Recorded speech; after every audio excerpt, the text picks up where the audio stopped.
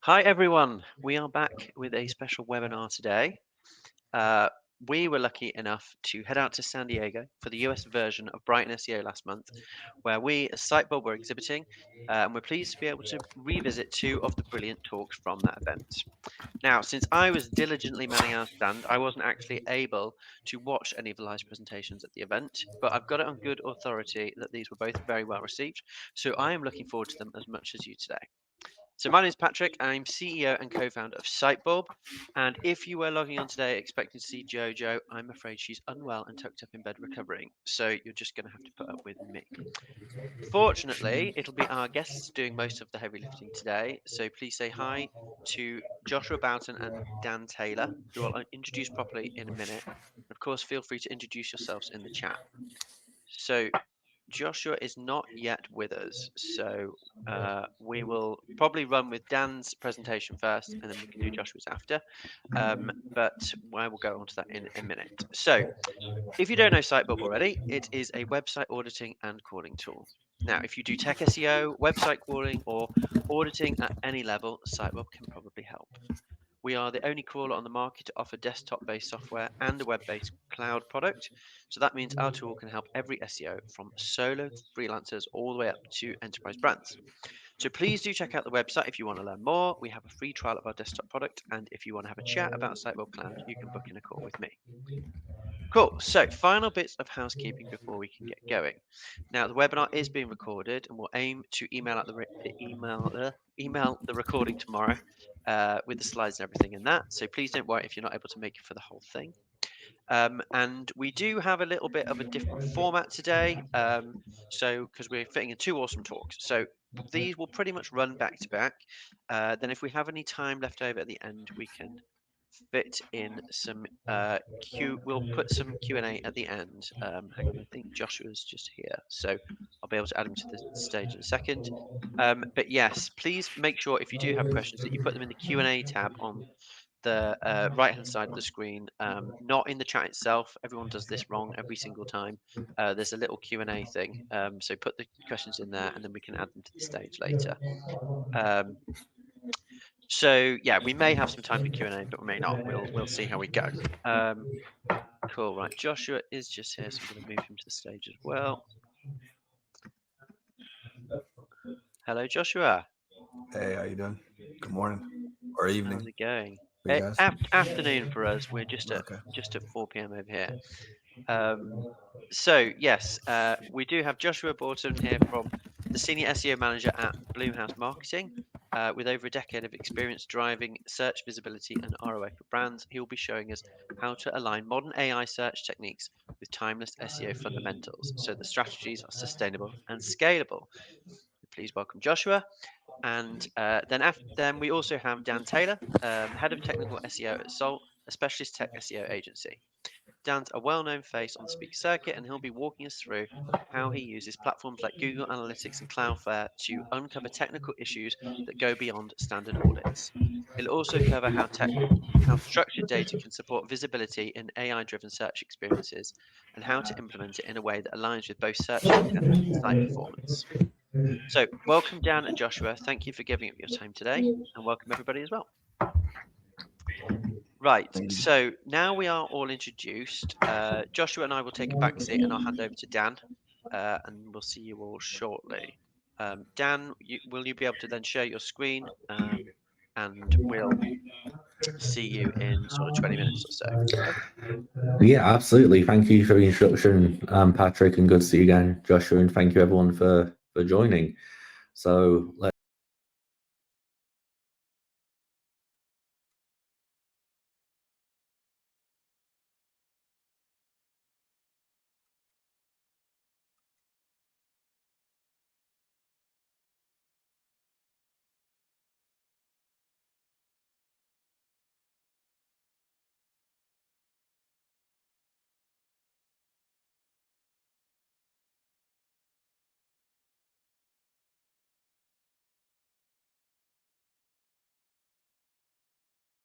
logo candy and his experience and everything else, but I'm at SALT.agency at the moment where I've been for nearly 10 years.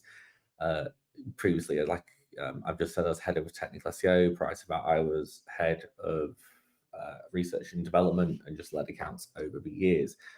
So repeating the talk I gave over at Brighton San Diego, heavily focusing on basically technical SEO for LLMs. So what I wanted to do with this talk was to kind of strip back and actually have a look at what are the standard technical SEO things we've looked at over the last oodles and number of years as the practice, and then if we wanted to try and apply this to how LLMs work, how LLMs present data, what can we tie back, what best practices from existing technical SEO can we apply to AI search, and kind of doing that separation.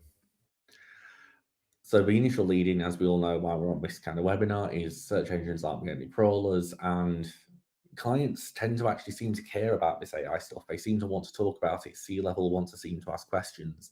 It doesn't feel like it's going away like voice search did after 2020, and it wasn't 40% of all search.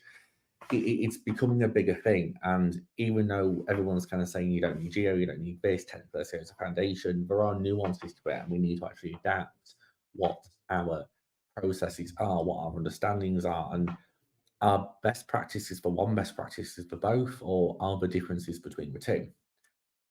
So this, like I said, is moving on. It's creating a technical optimization framework which is applicable for the modern web. And the internet hasn't really changed shape.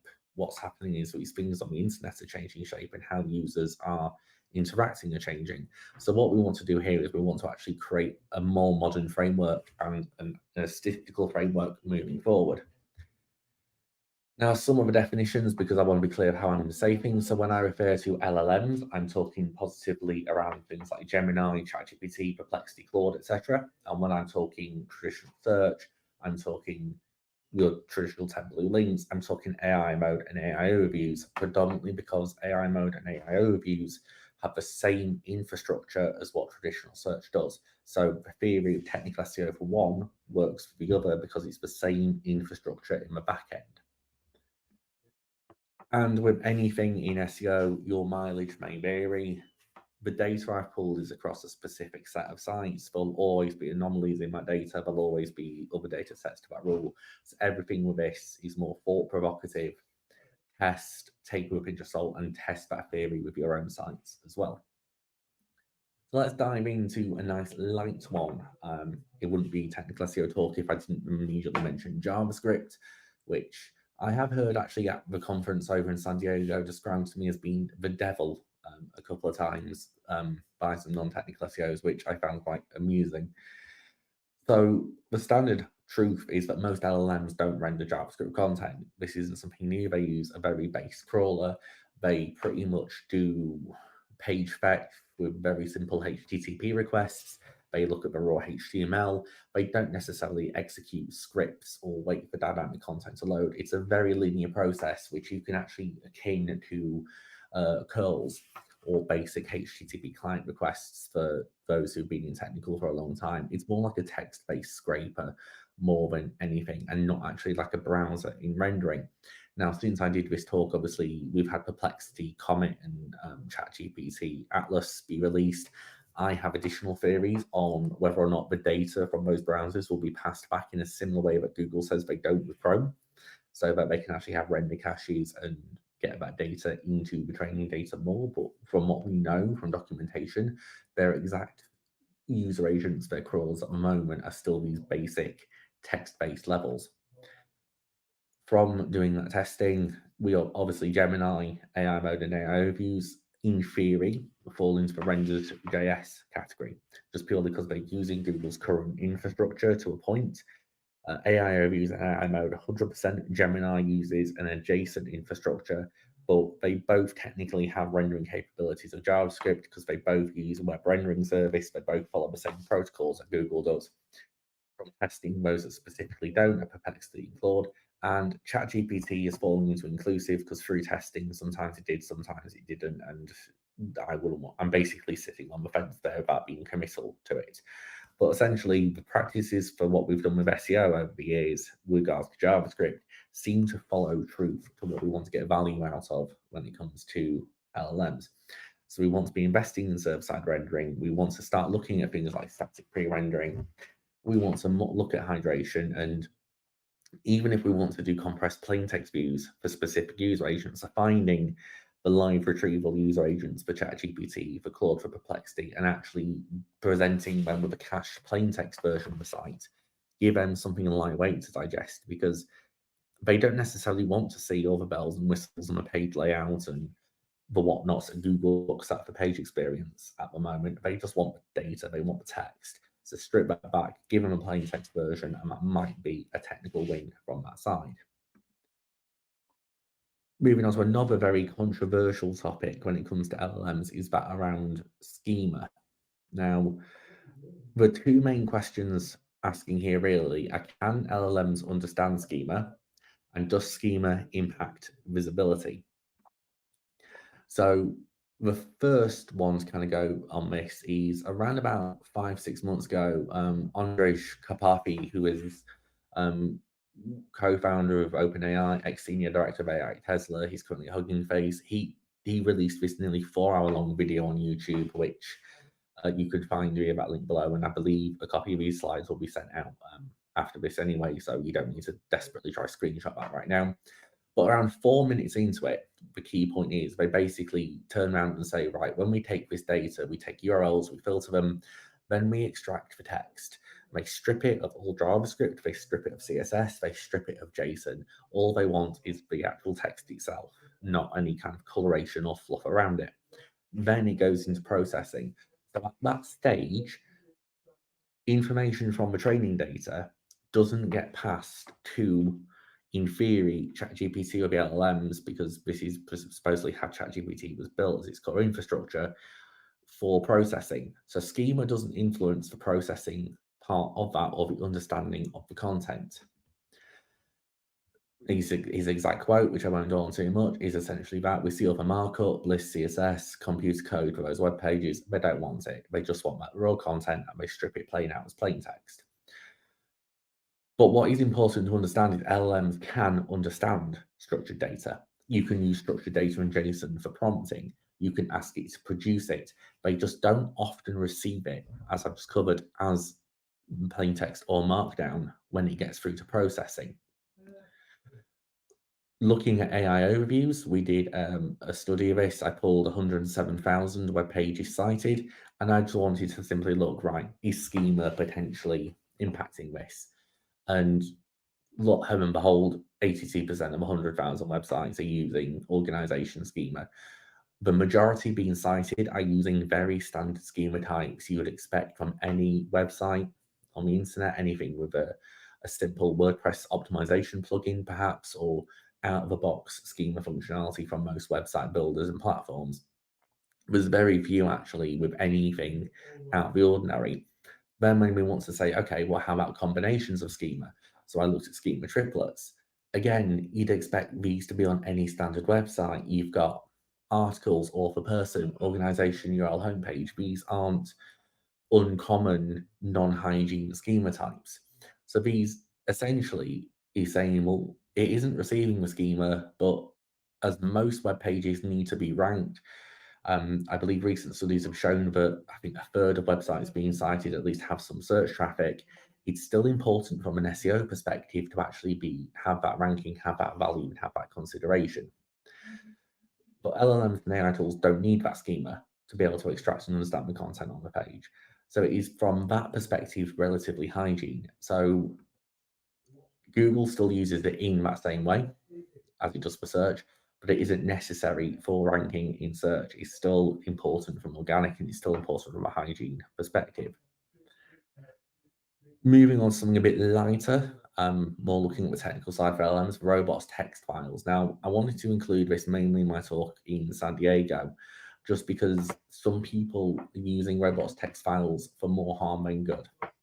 And having had a few conversations with like the Web Archive and people like Common Crawl, this became more apparent, because if you're disallowing LLM crawlers, you could still be included in training data.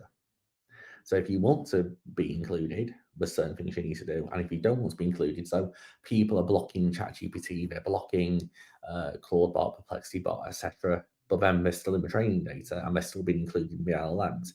That's because the training data comes from very different sources, one of which is Common Crawl. Now, a lot of websites have CC-bot blocked, which is Common Crawl bot, which the Web Archive, for example, use Common Crawl for some of their data collection, and LLMs will download data from Common Crawl in, I believe the term used was a quettabyte, which when they typed it out, there's a lot of blooming zeros on that number, but basically huge data files, basically archives of the internet.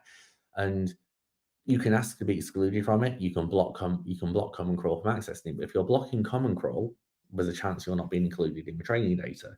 If you're blocking just user agents for LLMs and not Common Crawl, there's a chance you're still going to be included because you're not blocking the training data. There's two sides to this coin, and most robots.txt files have that discerning, we're blocking one but not the other, either way, and vice versa.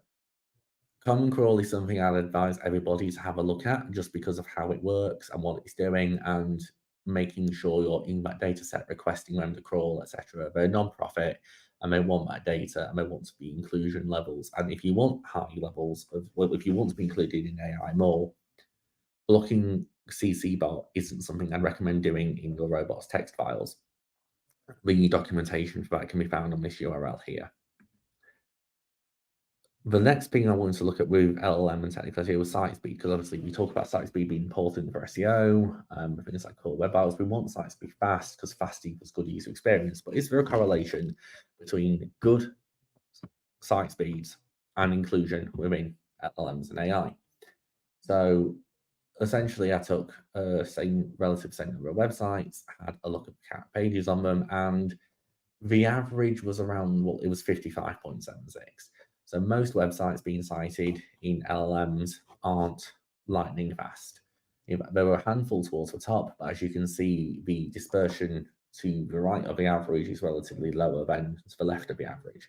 So there isn't really a correlation between good page speed. I mean, I use PSI, page speed insight scores for this, just because it's the best to do at scale when you don't have access to 100,000 Search Console properties, but you don't have to have that lightning speed. Similarly, when we look at core web vitals, yeah, there is a correlation of having a low level of LCP seconds and then a low score for CLS as well. So that's your largest contentful paint and cumulative layout shift. So having good core web vitals does have a correlation in being present in LLMs and AI search. However, I think that is a correlation in that, like I said, you need to at least have a good ranking and a good stead in theory to actually be present, to be indexed, and to actually then be included. Just to summarize what I've just kind of said there, when you download, the next element was site structure and long URL versus short URL, keyword in URL, etc. So the first thing I wanted to look at was URL length, and a lot of this comes from just spending far too long on LinkedIn and seeing all the wonderful claims which are never backed by data or empirical evidence. You have to rank LLMs and whatnot, and it's some sort of GEO, AEO, EIO service off the back of it. One of which I saw when I kind of published that was around URL length.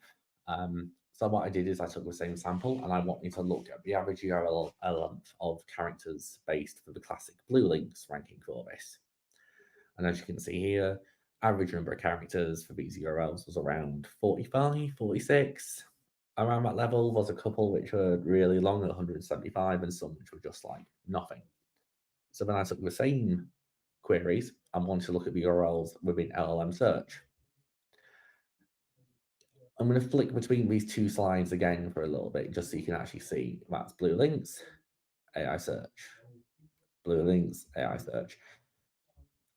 The actual numbers for what was being cited in AI mode, the min max, and then even the mean, so the middle value for those, and near enough exactly the same. Yes, the average is slightly different, but URL length doesn't have any difference in citation, and it's pretty much the same practices you would follow for traditional SEO. So that is one technical that can be followed over.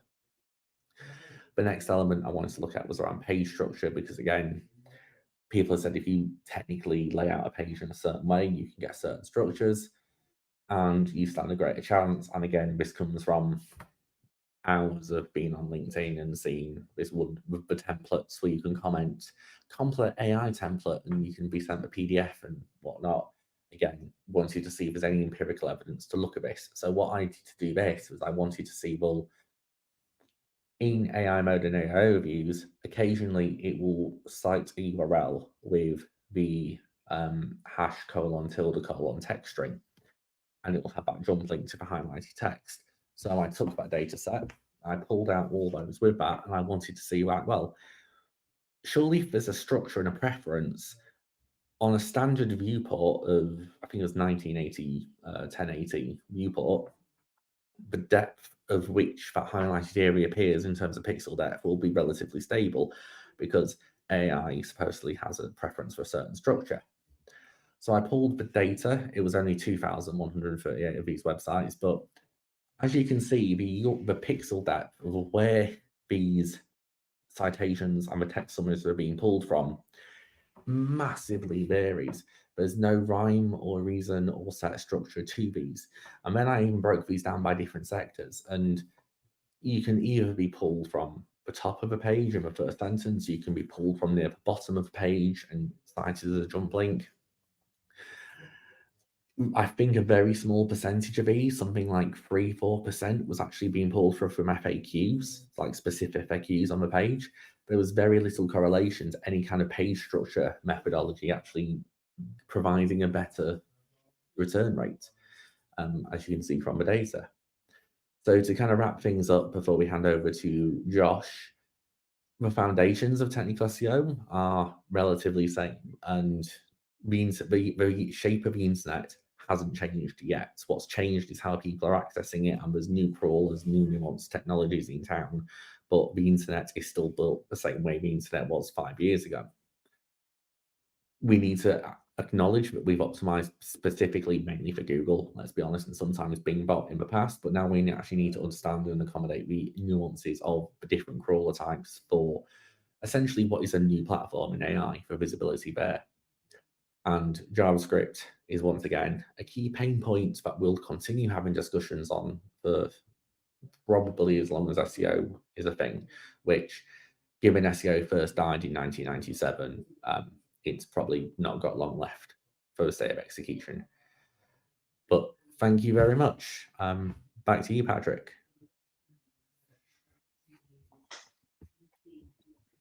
Hi, Dan. Thanks for that. That was really good. Completely agree about the fundamentals being the same, and especially that point about JavaScript. Just, we're never going to get away from it, right? Unfortunately not, but for as long as JavaScript exists, I have so it's a two-sided coin. Right, so hang on a sec. Let me just see if I can get this right this time. So we'll bring Joshua back on, and he'll be able to share his screen. And yeah, so Dan, thank you for that. We'll, if you could hang around, please, then if we have some Q&A at the end, which so oftentimes in these sorts of sessions, we don't have as much Q&A, so that's absolutely fine. If we don't, we'll get to finish early, but if people do have questions, please put them in. So we'll say bye to you, Dan, and then I will hand over to you, Joshua, in a sec. So, Thank you. cheers, Dan. Okay, so Joshua, I think you're currently on mute. If you could put your audio on, then the present buttons at the bottom, which will allow you to choose your screen and pick your slides from there as well. All right, there we go. Can you hear me now? We can hear you, absolutely. That is a lot better. Okay. Share my screen here. And then I'll go backstage, and then this time I will try not to remove the audio. Apologies for that before. That was my bad.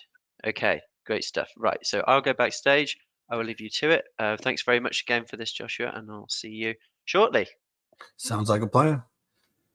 All right, so yeah, guys, my name is Joshua. I'm working at BloomHouse Marketing. Been in SEO for about 12 years. At BloomHouse, we predominantly focus on, behavioral health, the behavioral industry. So that's like, your rehab centers and mental health facilities and things like that. But I come from a wealth of knowledge prior working with MP Digital and various other agencies.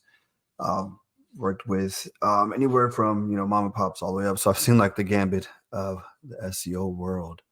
So basically, my talk today, I'm just gonna be focused on the fundamentals because as mentioned previously, the fundamentals have not changed. So extremely important. Sometimes it's good to just kind of recalibrate, refocus, and return to that original fundamentals.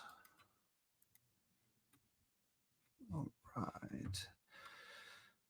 All right. So knowing your true north. Every SEO strategy needs a true north, a clear destination.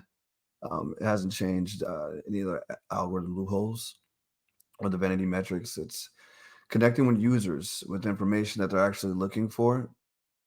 And finding your true north should be easy. You just want to kind of identify, what makes your business money, what is going to drive revenue, how do you bring in your customers, what are your goals for the year, whether that's financial or revenue, and bring that back into your SEO strategy. How does that affect your SEO strategy?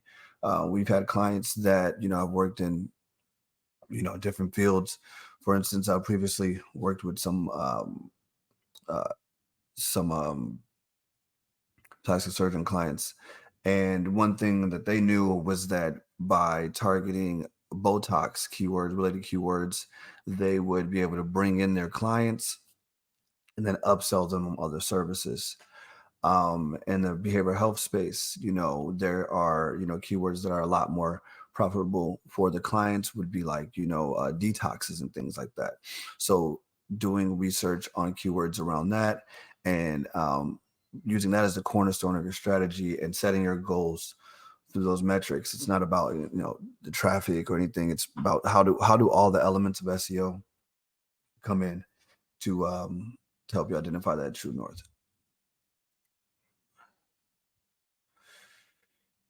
All right, Google's playbook hasn't really changed. It's clarity, relevance, and trust. That's been the name of the game for Google. Looking at their playbook, it really comes down to those three pillars. Clarity means your site is crystal clear to search engines from the code of your content.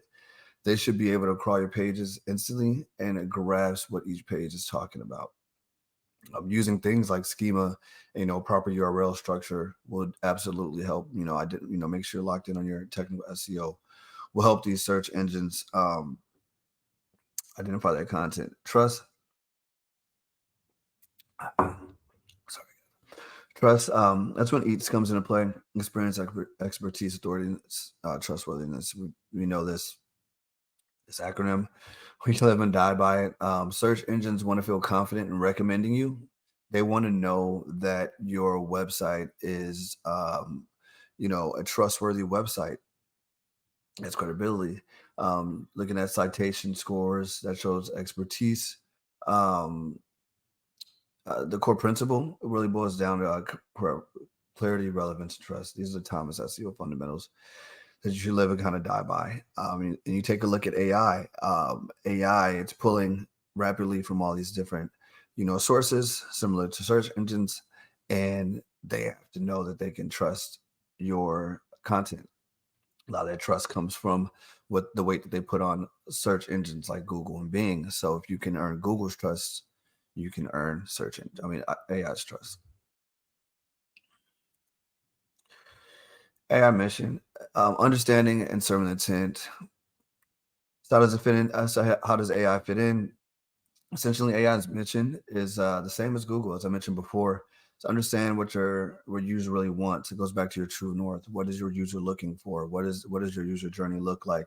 And how to meet them where they are and not where you want them to be. So whether it's like Google, Brain, or ChatGPT, focus on your user intent above all. Google always says we prioritize content that matches the user intent, shows depth, and offers clear, trusted answers. AI models use neutral language processing to intercept nuanced queries in plain English. So they're a lot better at, picking up, those long form conversational keywords within your content. So that's why it's really good to understand your users and speak directly to them. So when they're speaking to search engines and AI models, your content is speaking to them. So then these AI models will speak to your users.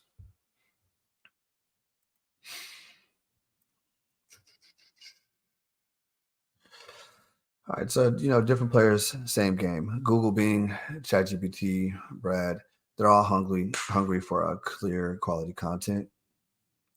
Easy to get distracted by the new players. Today we have Google's traditional SERPs, Bing's chat integrated search, voice agents, AI chatbots, ChatGPT, Perplexity, Claude. There's a long list, and there's definitely probably more coming. But here's the thing: they're all fundamentally playing the same game, serving searcher. So whether a user types in a query into Google or ChatGPT for a question and the answer still comes up from the content that they get from the web. At BloomHouse, we always say AI can't guess. It still needs to scan the top performing content to come up with generated responses. In other words, the better your site content is, the more all these platforms will favor it. Geo-targeting for Google Maps, international H-link tags for global Bing results, or search data to feed AI snippets. The tactics are different venues, but they share a common purpose: make it easy for AI or to understand what your content is referencing. The audience might shift platforms, but they're all searchers seeking answers. And if you build your site for the searcher, not for the search engine, you'll do well on our platforms. So again, it's like I said, it always starts with that true north, understanding. If that comes down to building personas, understanding that, and building off those pillars and the data that you know about your users, and really defining who it is you're trying to speak to before you go in and just adding all of the SEO tactics in the world to your strategy.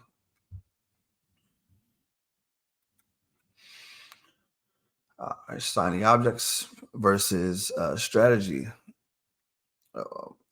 By now, everyone's heard the buzzwords: GEO, LLMO, AI. We're at the rules. There's a whole bunch of new tools and acronyms, new opportunities. But let's be real: AI doesn't change the core of a good SEO strategy. We've seen this before. I remember back in the day, there was like voice search or AMP, and everyone's like, "Oh my God, you got to have voice search, you got to have AMP," and all this. Everyone went at an AMP to your website. Where's AMP now? No one's talking about AMP. So I'm not saying that's going to happen with AI, but just, chasing those shiny objects and SEO tactics can lead you down a rabbit hole. And, I think people are saying things like SEO is obsolete. It's kind of ridiculous. The idea that AI makes SEO relevant is the most inaccurate and irresponsible framing like I've heard in my career. Optimizing for search, at this point, it's clear knowledge that it's optimizing for AI. You look at ChatGPT. They launched their search engine, and they came out and pretty much said that they're heavily dependent on Google search results. So what does that tell you? That focusing on your strategy, don't get caught in the hype and the shiny objects. Traditional SEO will continue to win. And not saying you can't use these tactics, but as SEOs, we should be looking at AI as, I have a friend, his name's Simon. He always says, we're the doctors and SEO is just our scalpel. So that's just another tool in your toolbox to use to optimize your website, to make sure to present your content in your website to the users.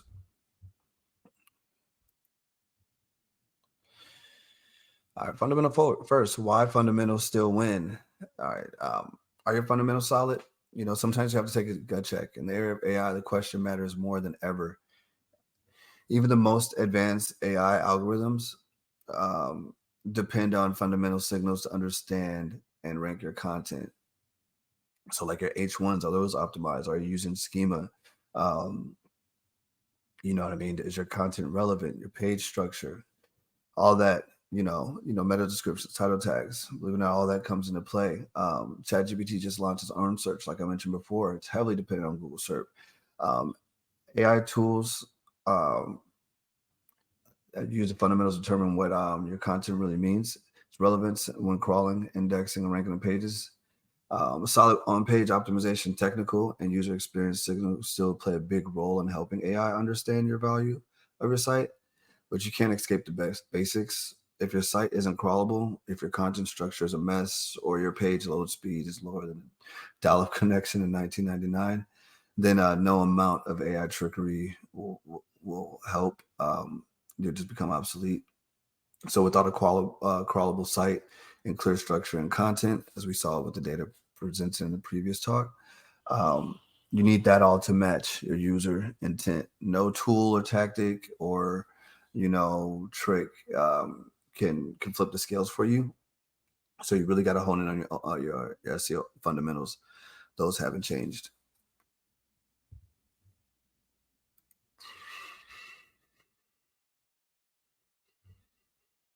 All right, modern tactics.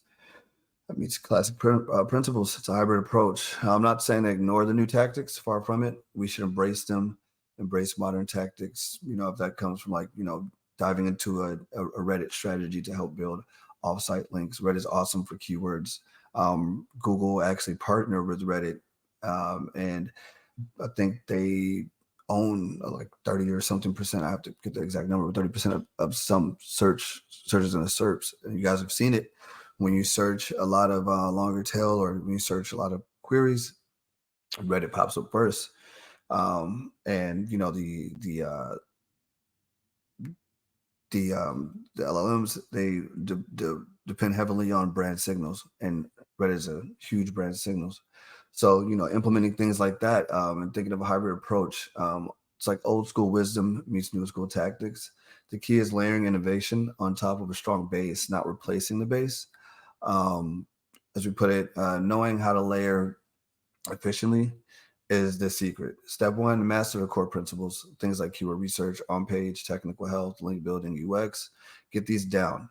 Step two, strategically integrate innovations that enhance those core areas.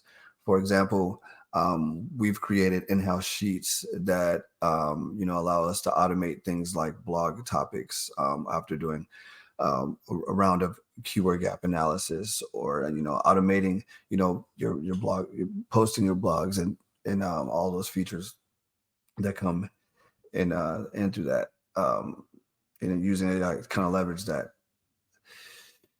Right. The result, a sustainable strategy that adapts change. You're not choosing between SEO the old way or the AI way. You're doing both in harmony. That hybrid mindset lets you scale and evolve without losing sight of what actually works.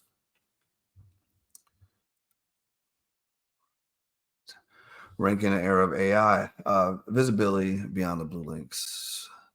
So you want to optimize for visibility, not just a rank position. Goes back to what I said previously, using every platform. Neil Patel said all the time, is search everywhere. We're in a search everywhere environment. And that is so true, because AI depends a lot on brand signals. So if you only focus on getting those blue links on Google, you're going to miss out on a lot of opportunity there. Today, over 60% of Google searchers end without even having a click to get the answers on the first page. If you think about it, when you look at a SERP, there's featured snippets, summaries, knowledge panels. Searchers are going to find what they're looking for, and they might even click into your website. So you got to redefine what winning in SEO means to you and your strategy. It's not just, did I rank for this, or am I ranking for that, but am I visible where my answers are being delivered? Classic blue links are literally getting pushed down by these new elements. So ranking first doesn't generate as much traffic as it used to anymore. Instead, we need to optimize for those prime on-page features. That means structuring your content, earning rich snippets, and those concise answers, lists, and tables.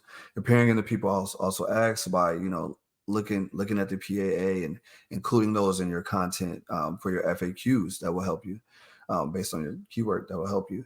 Doing keyword research again on Reddit to help with those with your PAAs, and getting into local map packs for local queries.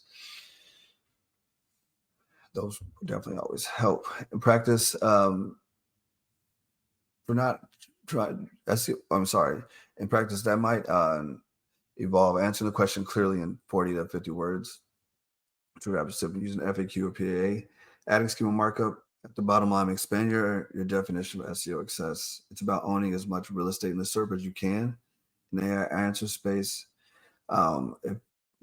If 10 blue links were Main Street, then AI summaries and rich results are as shiny as the new skyline.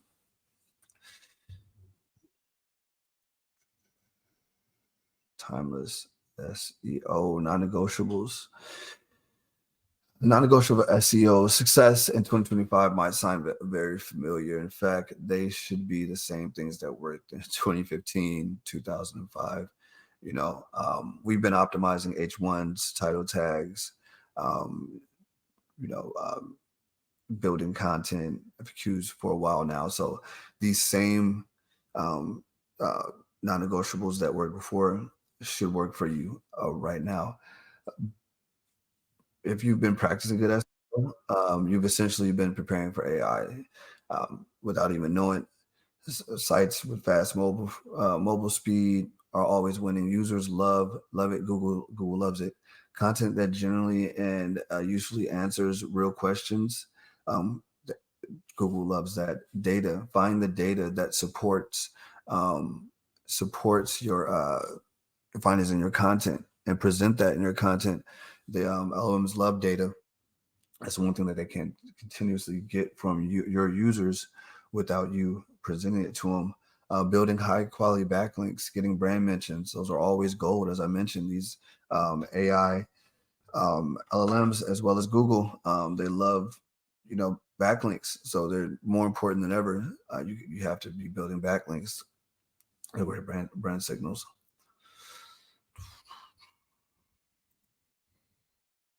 All right, with so many things possible to do in SEO, it's crucial to focus on the tactics that truly move the needle. Here's a little hit list. Technical cleanup. Start by making sure your site is a well-oiled machine. Ensure every page is crawlable and indexable. No mysterious disallows in your robots.txt. Fix your 404s. Make sure it's mobile friendly. Obviously, you want to get rid of HTTP if you're still seeing that. And just clean up your technical. Intent-driven content is the next thing you want to focus on. Build out a content strategy that follows the path that you're true north. So figure out where you want to take your SEO and where do you want to be visible with your content, and silo that down. Figure out where your users are looking for the solution that you provide, whether that's an e-com or a product, or that's a service, or that's B2B. Figure out the solution, identify the problem, and answer any question along that path that you can find, and deliver that to your users. On page is my favorite part. Yes, the classic stuff. It always matters. Craft a clear, compelling title tags, meta descriptions, improve your click-through rate, use logical H1s and H2s, implementing FAQs. These are all going to help you obviously rank. And then, incorporating schema into this FAQs will definitely help you get into those. People also ask. Internal linking. These are not people clicking through the sites. These are bots.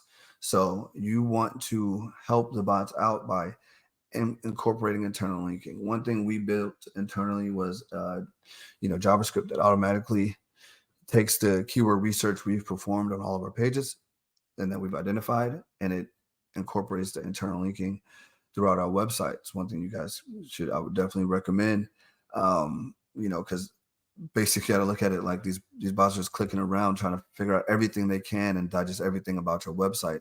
So, make sure you got to look at it that as like putting food on the plate. So put the food on the plate for them to digest. Without those internal links, without the proper structure, then your site becomes undigestible by the bots.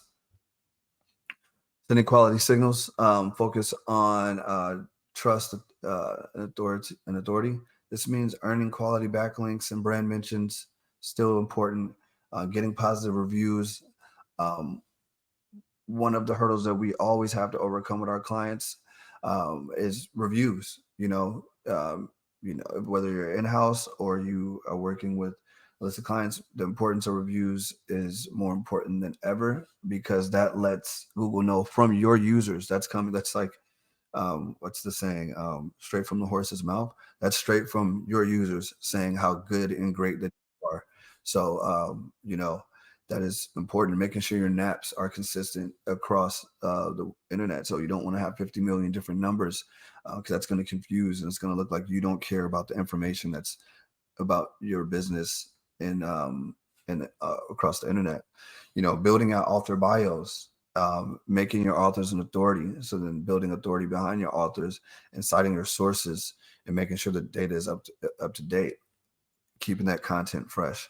These are things that are going to help build that authority and build that trust throughout Google. These are the essentials that drive the significant results. You find yourself spending time on something that doesn't back your core areas, question it. The flashiest way, the new tactic, and the fundamentals will always work.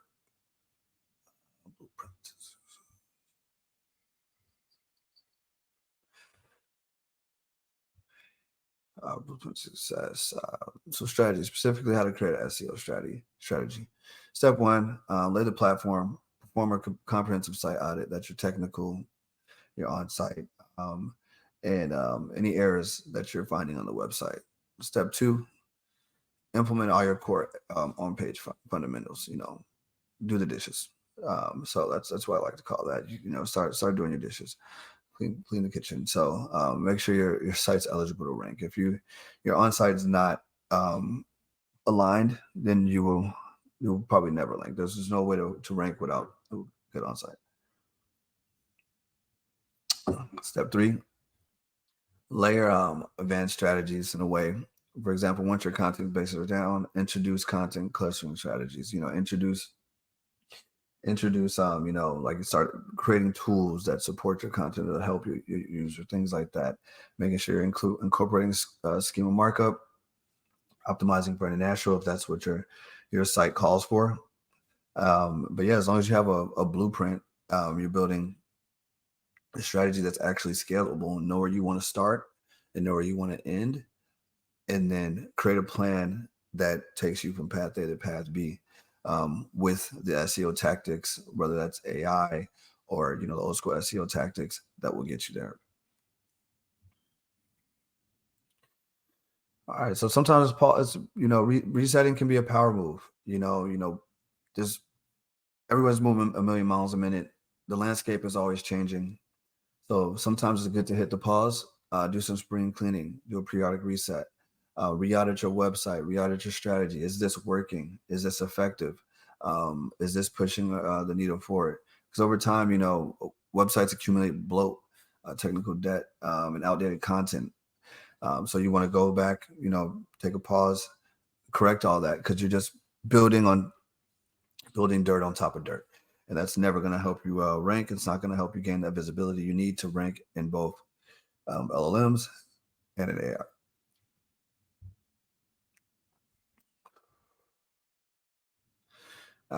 This last part is just, I have a saying that I like to say to my team all the time. So you can't cook in a dirty kitchen. So going back to what I previously said, you kind of want to take a step back, look at your strategy, look at your website, and do your dishes.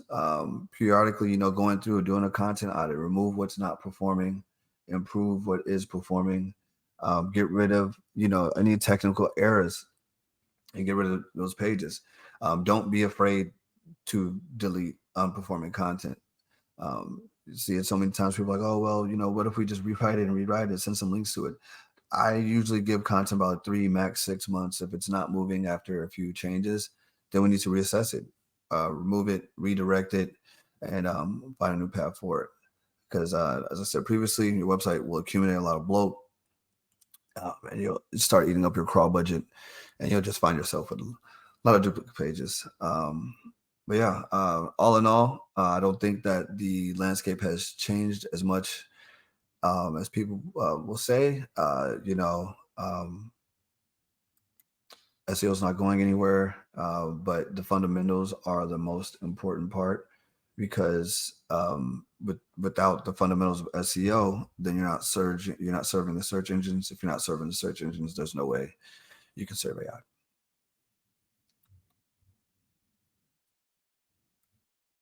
Thank you. Hi, thanks for that, Joshua. I'm going to welcome Dan back as well. I genuinely love the main takeaway from both the talks is that we still need to focus on SEO fundamentals. That is just the confirmation bias I was looking for. So that's good to me. Hang on a sec. We lost Joshua's video.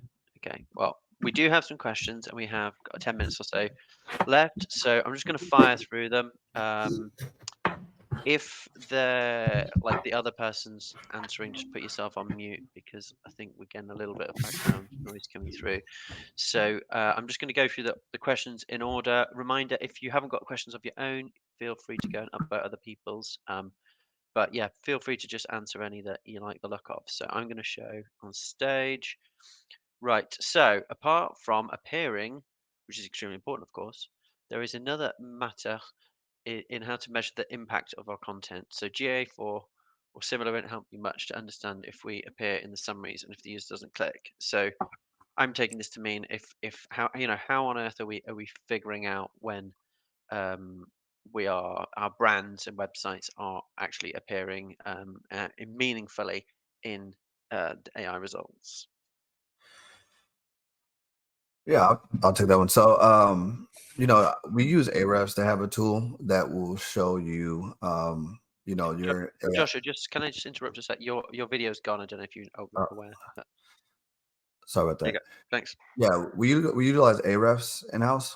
They have a LLM tracking feature that you can utilize. A lot of the SEO tools will have that. Then you could also look at your impressions um, on Search Console, and you will have to go into GA4, and a lot of times it's going to pop up as referral traffic, and look at your referral traffic because a lot of that can be coming from AI as well. So you have to look at referral traffic, look at those pages, look at those keywords from that referral traffic, look at the results that you're getting from Ahrefs, match up the two, and then that'll give you that answer. Awesome. Okay, let me go on to the next one. Okay, so one thing that's becoming clear is my site now has not only SEO competitors, but also GEO or LLM competitors. Do you have any practical advice on how to identify these GEO competitors in a structured, meaningful way? Yeah, I'm happy to run with this one. I think the easiest and best way to do it is use something like Ahrefs Brand Radar, SEMrush's tool, or even more linear tools like Noatoa or something like that. Take topics and not necessarily keywords, because I think we're evolving from keywords now, but having like more what we'd more classify as long tail or things users may search, whack those in, and then pull the citation lists from those, and you'll see the brands that are appearing. You can very easily then break down, is it blog posts, is it home pages, is it commercial pages? You can break that down relatively easy. And then over time, if you're monitoring it, also look for stability of the competitors appearing there as well. And I would then personally take it back to what I do is I take it back to a matrix. So you have your direct competitors, you have your indirect competitors, you have your potential competitors, and your replacement ones. Your direct ones are obviously the ones who offer a direct service or product parallel with your own. Your indirect ones are people who offer something similar, which could have the same place. Replacement is something which just replaces the need for your product or service altogether. And potential are people in products and services who operate in an adjacent field who could very easily cross over into yours. And you'll find that a lot with AI generative citations. Yeah, awesome. Joshua, did you have anything to add there as well? You kind of look like you. Oh, no, I think Dan hit that one right on the head. Okay, No. awesome. All right. Let's go with another one. Okay, I mean, so some of these questions are all quite similar so far. Like, what metrics or analytics skills can track visibility and engagement in LLM-based search environments? Before I hand this one over again, like we've kind of covered this a little bit already. Starting next week, so a week today, we have a new webinar series on SEO training in the age of AI, and the second module of that we are talking about tools in particular. So I will drop the link in a sec in the chat. But if these are the sorts of things that people are interested in, please come along to that training as well. So I will just hand this to the guests. Is there anything we haven't mentioned already that you're using in terms of tools? Please jump in. Not from my perspective. I'd say Joshua hit quite a lot of it on the head. Yeah. Awesome. Right, we've already answered it then. Let's mark that one answered. Good. Next question. So this one's for you, Dan, apparently. What's one of the things that you would recommend to look for on websites, or mistakes you should avoid on the text on my websites? Probably what we've been wanting to avoid in SEO for 10, 15 years, and that's like writing purely for SEO. Long gone are the days where, like, if you want to rank for a certain keyword, you just churn out a specific blog post on it. You need to demonstrate even if you can't optimize for it, you need to demonstrate there's actually thought going into it. And ultimately, there's a concept in the quality writer guidelines which isn't spoken about as much, and that's a beneficial purpose. Like, what is the beneficial purpose of this page? Has this content been written purely to rank for a specific set of keywords and propose X? Or is the actual beneficial purpose to satisfy the intent of why the user is using those phrases in the first place? If you're not answering that intent and you're just going after search volumes and arbitrary rankings and that sort of stuff, I think the systems are intelligent enough now that you're going to slowly see yourself falling down, because the Chrome's passing the user signals. Presumably Atlas and Comet are going to be passing similar signals as well. You're going to end up in one of these effects where you've got no idea why your traffic's dropping, and the SEO best practice box ticks a tick kind of scenario. Yeah, and I think like one of the other things that seems to be very, very beneficial, obviously you guys mentioned it earlier, but both for SEO and LLMs is the content refreshing stuff. It's just, when there is meaningful updates to be made on a page, it makes sense to go and do that. Awesome. Right, let's move on. We've got a couple more minutes left, so maybe we can get one more question in. So this comes from someone from Macmillan Cancer Support, so maybe it's a very specific question for them, but what do you think about using more specific schema types, for example, medical condition for medical information web pages? Do you want to pick this up, Josh? I mean, you're the technical expert, but I would just say, just kind of like common sense rule, like the more you can identify the content that's on your website, if that schema is available, I would recommend utilizing it, and just making sure it's up to date. Google removes schema and add schema, changes schema all the time.